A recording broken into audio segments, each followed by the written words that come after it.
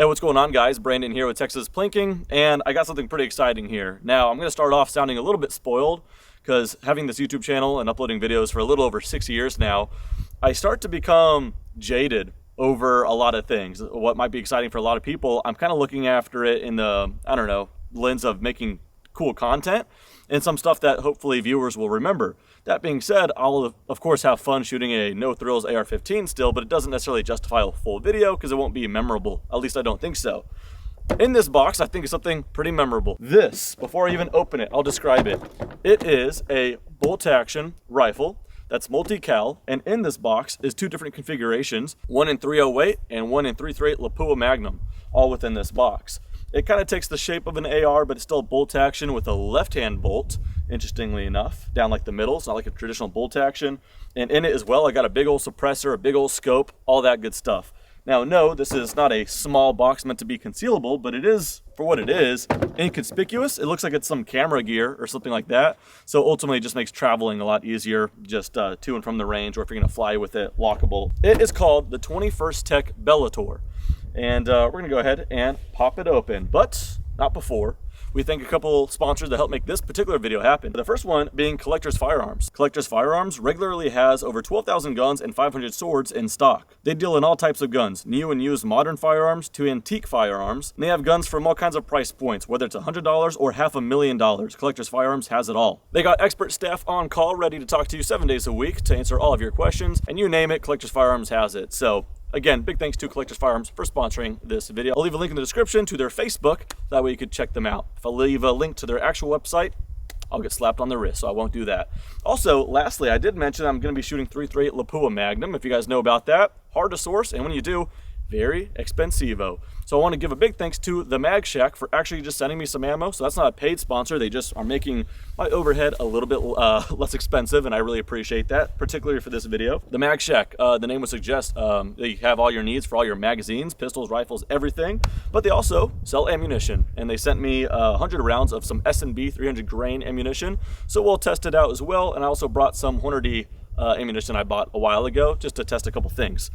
So the Mag Shack, Collector's Firearms, big thanks for helping make this one happen. That being said, let's get on to it. 21st Tec Bellator comes in this big old hard case with wheels and everything, so it's easy to roll around. Latch here, latch here, latch here, and latch here. Crack it open, and this thing is laser cut, and it looks freaking nice. Looks like you pop that open in some kind of like movie scene or something like that. Let's talk about the first layer. Move it out of the way here. We have got two barrels. Top one right here is .308. Bottom one is .338 Lapua Magnum. There's two different long action cartridges, .338 Lapua and .300 Norma Magnum. And then for short action, .308 and .65 Creedmoor. So there is that.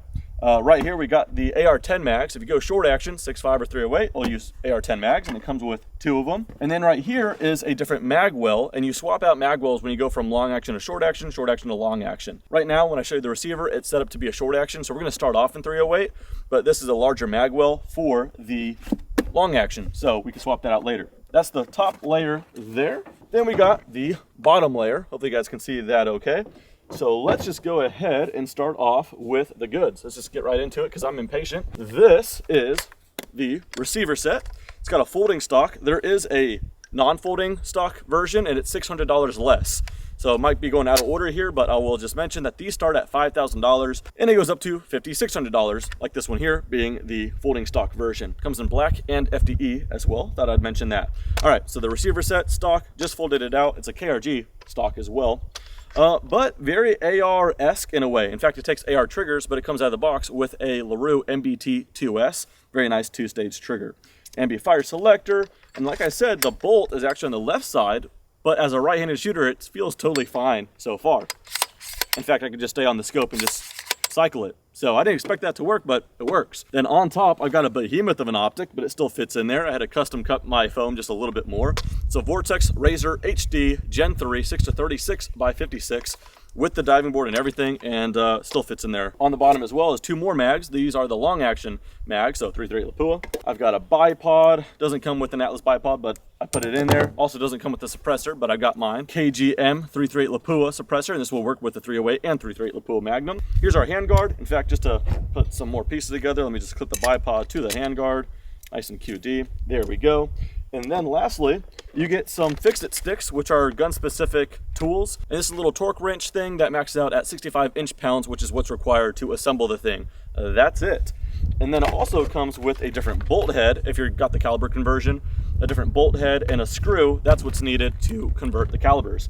Now, real quick, the last little bit of specs I guess I'll give, and then we'll just kind of get shooting and see how it performs.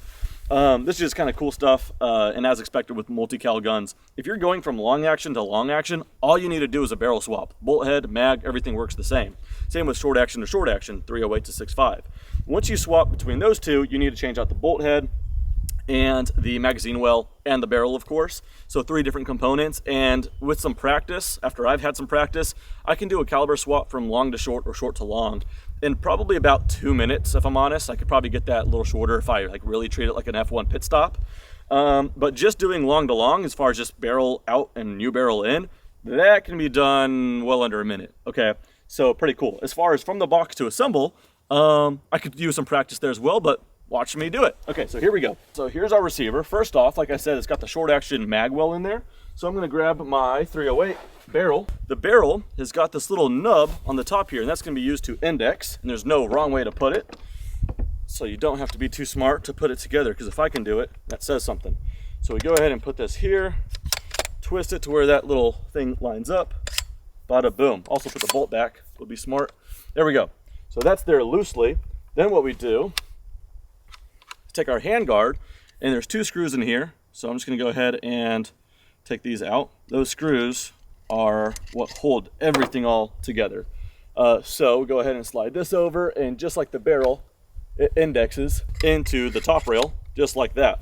Once it's all put together like that, these screws should be able to slide through. And according to the instruction manual, it matters the order. The screw closest to the receiver goes first as far as fully tightening, but I'll just go ahead and put them both in place for now. I'm gonna go ahead and take the fix-it sticks that it comes with and get this thing ready to give me a little torque reading. Do this, then this.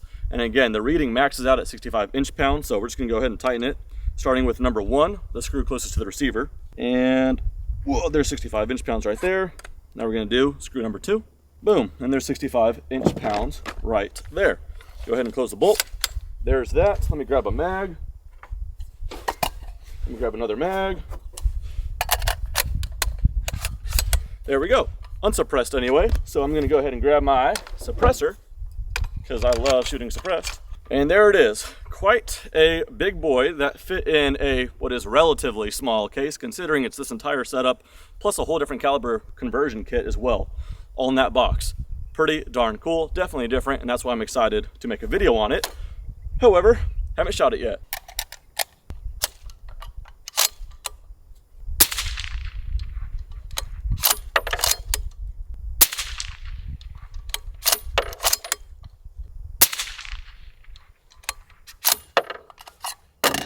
All right, so after doing a little bit of zeroing, I fired off 3 rounds, trying to be precise. This is Federal 175 grains here at Match King. 3 rounds, just to get an idea on like point of shift and all that stuff. So 3 rounds, we're at just under an inch. What is that? 3/4 of an inch. 3 rounds of 338 Lapua. I'm not expecting it to be right on the money. I mean, think about if we had the same gun, but shot 2 different 308 loadings, it's gonna have a point of impact shift. And so this is a whole different caliber with the different loading. So of course it's gonna have a different impact shift, but I'm just curious to what effect with this particular ammo. So haven't shot 338 Lapua suppressed in a little while, forgot how loud it might be. So I'm gonna play it safe, put this on. Let's throw 3 rounds down there and see what happens. All right, I'll show y'all the target later, but in all honesty, that one actually wasn't on the paper at all. And I was going for the top right one. So maybe it was high is my guess. Okay, so let's just go for something else here. Now looking at the reticle, I actually just started going for the steel target. It's actually about 4 mils left and 1.5 mils high. So actually going from a caliber swap, it is quite a big difference. But that's okay if it repeats.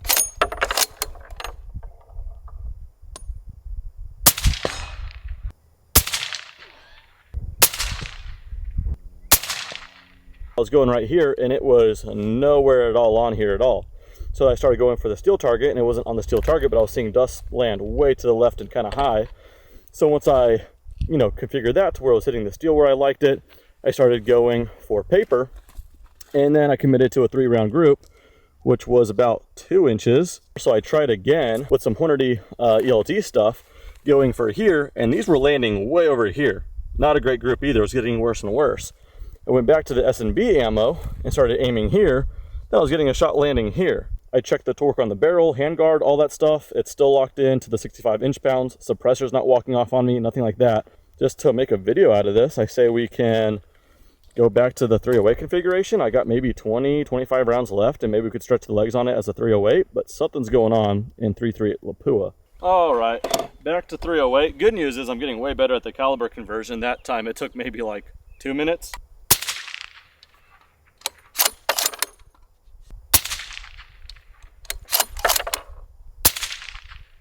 It's not perfectly zeroed, but that was just to get a baseline, and it's holding a group together. So that way I ruled out it's not the scope, it's not the suppressor. Something's up with the 338 kit right now. But hey, 308's rocking pretty good. I'm gonna go to 950 yards. We won't mess around with anything else. Let's go for that white silhouette so I get a little bit more margin of error, I guess. I can see where I miss.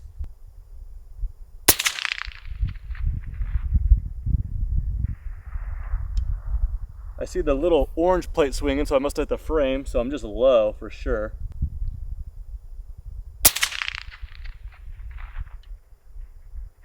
Just bottom left of it.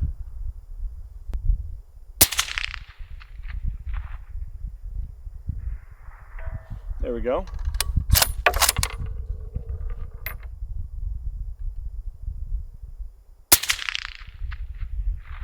Ooh, top right.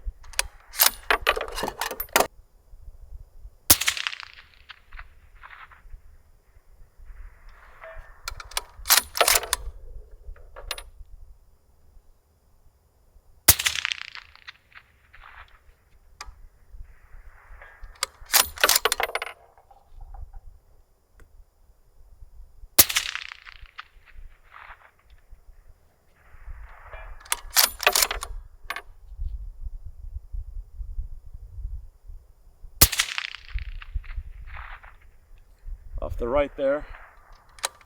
Had a good little run. Let's go for that 10-inch target, the orange one.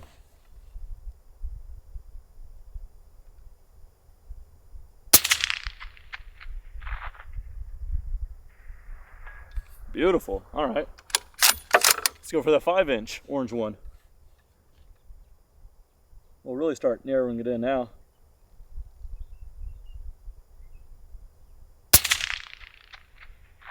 Ooh, just above it, not bad.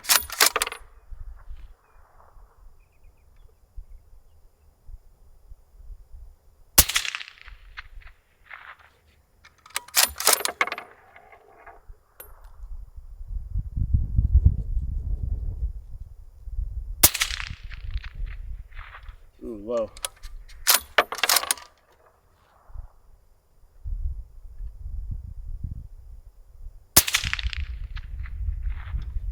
That's right where I was holding.